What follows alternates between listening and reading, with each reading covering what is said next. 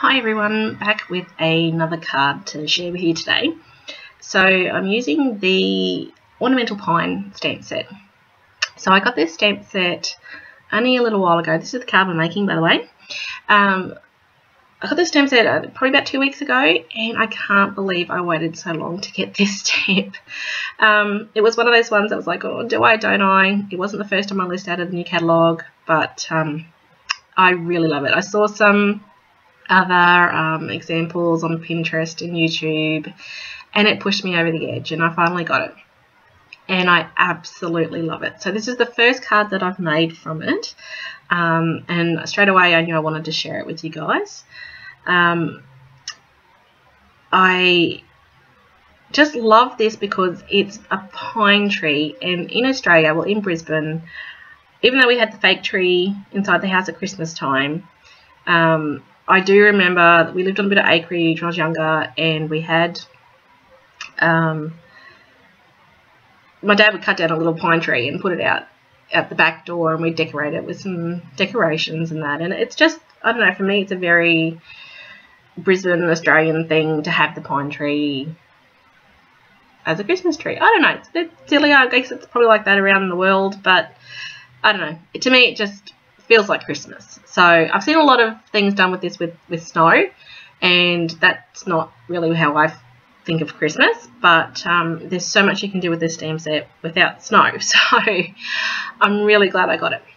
So anyway, so I've got some crumb cake cardstock that I'm using as my base, and I'm inking the pine branch up with some Old Olive and chocolate chip.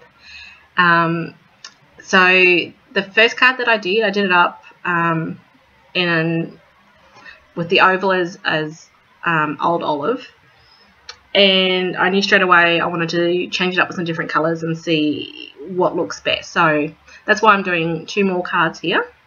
So it's really just how I do my cards is I might do one or do a couple at the same time with different colours or stamps the different way, and just really see how the card finishes up. And because when you've got something in your mind to start with, it always ends up different. So that's my process of what I'm doing here. So I've inked it up 3 times for each card, and just inked it up so that it's coming around from the edges. I don't mind that it's all overlapping in the middle, because that's where I'm actually having my sentiment laid up on some cardstock, so you won't see it. So I've done that, and then I've got out Pear Pizzazz, which is a nice lighter version of Old Olive, and just going around the edges with the same stamp set, but just that Pear Pizzazz filling in the blanks, so kind of like the rest of the tree in the background. So that's my mat, and then I just inked up 2 pine cones for each card, and there is no matching framelit or punch for this little pine cone, but it's super cute, and it's not that hard to cut it out. So I zoomed in here to show you that it's easier to move your card and leave your scissors straight. That's the easiest way to cut it out, and nice and quick and easy.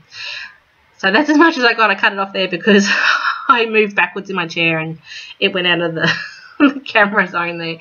So, but I cut out those 4 pine cones. Okay, so then I stamped up the nice sentiment that is in the set. So I inked that up with the chocolate chip on some more crumb cake, and used my oval framelits to cut that out, and then cut out a mat. So the card I had already completed, I did Old Olive. So I wanted to try it with the Pear Pizzazz and the chocolate chip. So I've got one of each of those that I'm cutting out as well.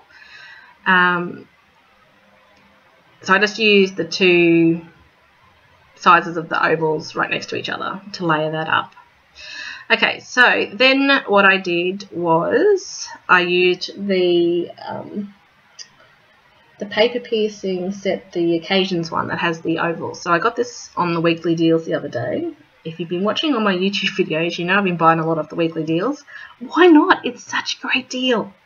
Just a hint. Check it out every week. So I got these out, and I just really wanted to use them, even though I had just had an accident the other day with my paper piercer. Not doing anything craft related, I was using it to do something else and snapped the end right off. So I didn't have my paper piercer, and knowing me, I can't wait until I put in another order to get a new paper piercer. I just grabbed out a pin. So it's a little bit harder to use. I do like my paper piercer a lot better, but it worked. So it just puts a nice little dot around that oval and just really highlights it. So I'm really happy I got those. Okay, so as you can see, I just glued my ovals together. And one other thing I wanted to see how it would look changed up with this design of card is to stamp the Christmas wishes at the bottom. And I actually really love that. I think that's how I'm going to make more of these cards, is to put that down the bottom there. Okay, so simply I just stuck my mat straight on to the back, so that's chocolate chip base, and then I used dimensionals to pop up my ovals. So the chocolate chip is quite dark, so I do put a extra mat inside that I can write on. So that's not in the video, but I do just stick one of those in, otherwise you can't read writing on the chocolate chip. Okay, so I stuck the ovals down and then just stuck my pine cones down. So the first one, the pine cone's mainly sitting up on that oval, so I just used a bit of glue. And then the second pine cone's a little bit skewiff to it, so it's only sort of half on. So I used a little tiny quarter of a dimensional just down the bottom, which is going to sit off that oval. So that'll just make it sit it nicer on the card. And that's it, simple as that. It's kind of a simple card. The longest, I guess, of the taking is the colouring in with the markers of the pine, but I really do love it. I can't wait to use this stamp set more. So check out all the details on scrapronnie.com, and I'll have a post up later with all the details. So thanks.